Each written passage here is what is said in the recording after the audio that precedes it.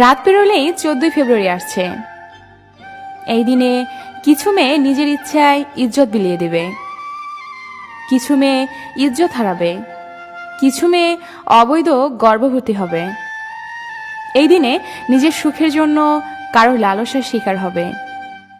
তাই মেয়েদের উদ্দেশ্যে কিছু কথা বলবো, ভুল হলে ক্ষমা প্রার্থী।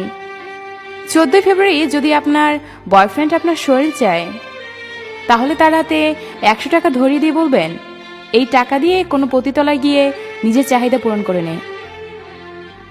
আর ওই দিন ভালোবাসা নামক মিথ্যা সম্পর্কটা সমাপ্তি করে দিন। কেননা ভালোবাসা পবিত্র একটা জিনিস, সেখানে কোনো অপবিত্রতার জায়গা নেই। ভালোবাসা তো সেটা যেখানে সবার আগে মনকে বেশি প্রাধান্য দিতে হয়।